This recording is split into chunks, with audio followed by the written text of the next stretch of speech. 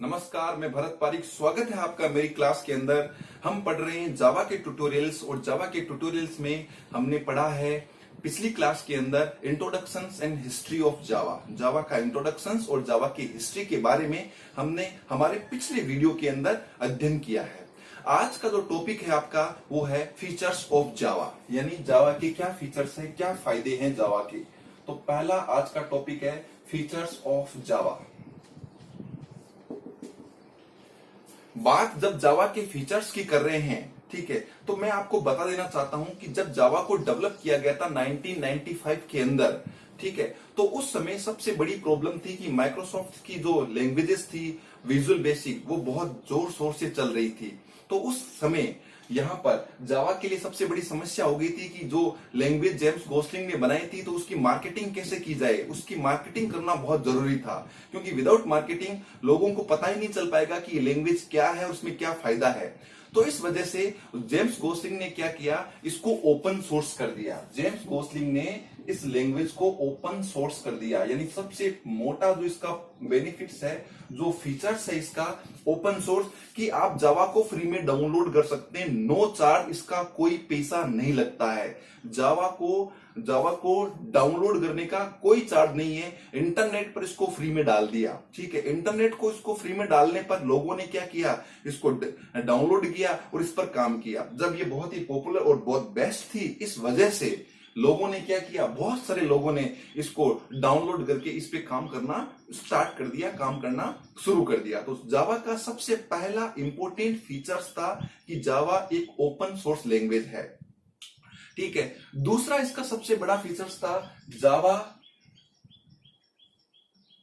एक object oriented programming language है। जावा एक ऑब्जेक्ट ओरिएंटेड प्रोग्रामिंग लैंग्वेज होती है। जावा के अंदर हमने देखा कि जावा के अंदर हर चीज एक ऑब्जेक्ट होती है, ठीक है। यानी जावा के अंदर जितना भी कोड होगा वो हम क्लास और ऑब्जेक्ट के अंदर लिखेंगे। तो जावा के अंदर हर चीज एक ऑब्जेक्ट मानी जाती है। और जो ऑब्जेक्ट ओरिएंटेड प्रोग्रामिंग्स के जो फीचर्स होते हैं, इनहेरिटेंस, पॉलीमॉर्फिज्म्स, ठीक है, डायनेमिक बाइंडिंग, इस तरीके के जो फीचर्स होते हैं, वो सारे के सारे फीचर्स जावा यूज में लेती है। इस वजह से जावा बहुत पॉपुलर लैंग्वेज हुई, क्योंकि आपको पता है कि ऑब्जेक्ट रियल वर्ल्ड की एक एंटिटी होती है। इसका मतलब जावा के अंदर आप किसी भी प्रकार की प्रॉब्लम्स पर प्रोग्रामिंग कर सकते हैं, क्योंकि जावा ऑब्जेक्ट ओरिएंटेड प्रोग्रामिंग को सपोर्ट करती है, उसको यूज में लेती है। तो जावा का दूसरा सबसे इंपॉर्टेंट फीचर्स था कि जावा एक ऑब्जेक्ट ओरिएंटेड प्रोग्रामिंग लैंग्वेज है, ठीक है। तीसरा जो सबसे इंपॉर्टेंट फीचर्स था वो है प्लेटफॉर्म इंडिपेंडेंट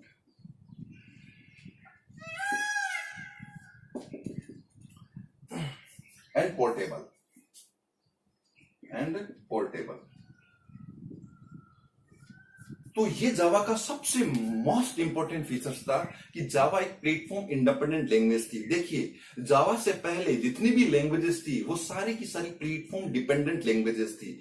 जावा ही एकमात्र ऐसी लैंग्वेज डेवलप हुई उस समय 1995 के अंदर जो प्लेटफॉर्म इंडिपेंडेंट हुई। What is the platform independent? Platform independent का मतलब होता है कि जावा के प्रोग्राम को आप किसी भी प्रकार के ऑपरेटिंग सिस्टम, किसी भी प्रकार की मशीन पर चला सकते हैं, किसी भी प्रकार की मशीन पर रन कर सकते हैं। जावा से पहले जितनी भी प्रोग्रामिंग लैंग्वेजेस होती थी उसमें रेस्ट्रिक्शन थी कि आपकी जो एप्लीकेशंस है वो आपकी एक फिक्स प्रकार की ऑपरेटिंग सिस्टम पर ही रन होगी। अलग अलग प्रकार के ऑपरेटिंग सिस्टम पर जो सॉफ्टवेयर या जो भी एप्लीकेशन थी वो रन नहीं हो पाती थी।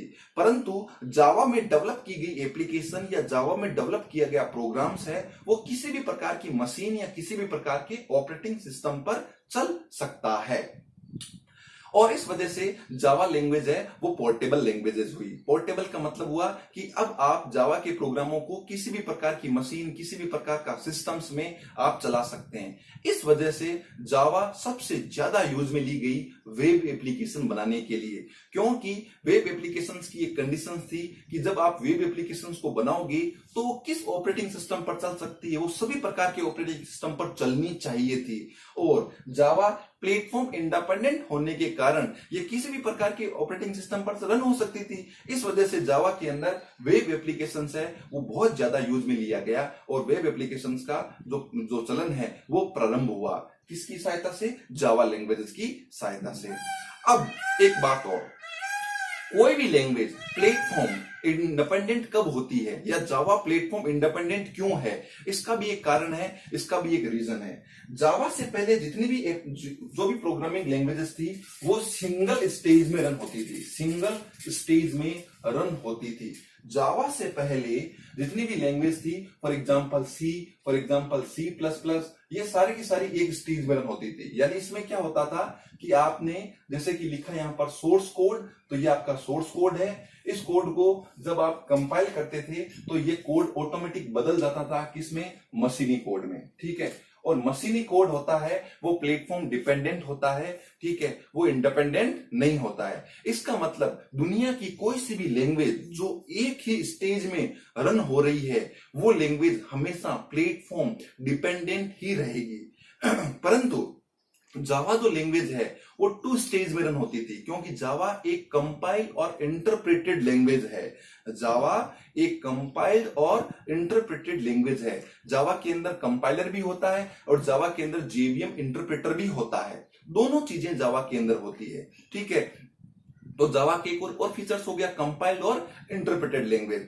तो हम बात कर रहे हैं यहां पर कि जावा प्लेटफॉर्म इंडिपेंडेंट क्यों है। जावा प्लेटफॉर्म इंडिपेंडेंट इसलिए है क्योंकि जावा 2 स्टेज में रन होती है, एक बीच का इंटरमीडिएट कोड जावा में बनता है, जिस वजह से जावा प्लेटफॉर्म इंडिपेंडेंट है। देखिए समझते हैं इसको। जैसे कि मान लो आप जावा को किस प्रकार से रन करेंगे ये मैं बताऊंगा आपको अपने मेरे अगले वीडियो के अंदर। आप किस तरीके से जावा के प्रोग्राम्स को चलाएंगे, जैसे कि आप क्या करेंगे, जैसे कि ये आपने प्रोग्राम लिख दिया, कोई भी प्रोग्राम है, डॉट जावा से आपने सेव कर दिया इसको, जैसे कि मैंने कहा फर्स्ट डॉट जावा नाम से मैंने इसको सेव कर दिया। तो ये मेरा प्रोग्राम हो गया फर्स्ट डॉट जावा। अब मैं इसको सबसे पहली जो स्टेज होती है उसमें मैं करूंगा कंपाइल। जावा से ही कमांड है जिसे जावा कंपाइलर बोलते हैं, जिसकी सहायता से आप इस प्रोग्राम को कंपाइल करोगे। आपने इसको कंपाइल कर दिया, कंपाइल करने के बाद में इसका एक इंटरमीडिएट कोड बनता है जिसे बोलते हैं डॉट क्लास फाइल। कौन सी क्लास फाइल बनते हैं? Dot class file. इसे बोला जाता है बाइट कोड। इसे क्या बोलते हैं? बाइट कोड बोलते हैं, ठीक है। What is byte code? Byte code 80% मशीनी कोड एंड 20% सोर्स कोड। ये होता है बाइट कोड। 100% मशीनी कोड नहीं है ये, ठीक है, एक इंटरमीडिएट कोड है ये बाइट कोड। अब क्या होगा दूसरी स्टेज के अंदर, ये जो बाइट कोड होता है इस बाइट कोड को यानी डॉट क्लास फाइल को जेवीएम या इंटरप्रेटर क्या करता है, इसको रन करता है और मशीनी कोड में बदलता है। तो देखिए क्या किया गया इस बाइट कोड की वजह से। ये बाइट कोड होता है वो प्लेटफॉर्म इंडिपेंडेंट होता है, ये किसी भी मशीन पर चल सकता है।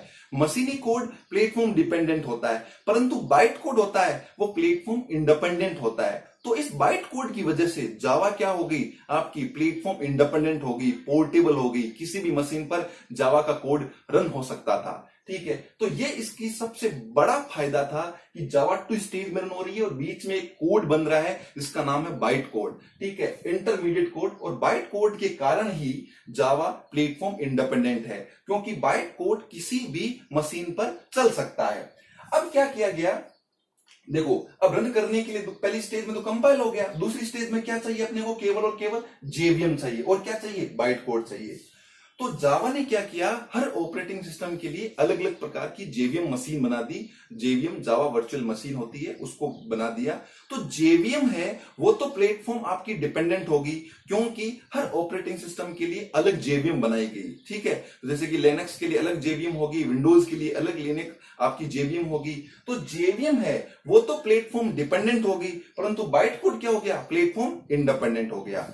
अब क्या होता है, जब भी कोई ऑपरेटिंग सिस्टम नया इंस्टॉल किया जाता है जेवीएम बाय डिफॉल्ट उस ऑपरेटिंग सिस्टम के लिए इंस्टॉल कर दी जाती है। आजकल के जितने भी ऑपरेटिंग सिस्टम्स होते हैं उनमें जेवीएम अपने आप ही इंस्टॉल हो जाती है। तो जेवीएम पहले से हर ऑपरेटिंग सिस्टम में हर मशीन में रहती है, चाहिए क्या इसको? केवल और केवल बाइट कोड। तो जेवीएम और बाइट कोड, जेवीएम क्या करेगा? इस बाइट कोड को रन करके किस में बदल देगा? मशीनी कोड में, और आपका प्रोग्राम क्या हो जाएगा? एग्जीक्यूट हो जाएगा। यानी हमें सोर्स कोड की आवश्यकता ही नहीं है, हमें तो केवल बाइट कोड चाहिए और जेवीएम चाहिए। JVM by default her operating system में इंस्टॉल्ड रहती है। इसका मतलब हर सिस्टम में, हर मशीन में जेवीएम है। चाहिए क्या? Byte code. जेवीएम क्या करेगी? बाइट कोड को रन करेगी। इस वजह से इस सोर्स कोड की हमें आवश्यकता नहीं है। इस वजह से जावा आपकी प्लेटफॉर्म इंडिपेंडेंट है।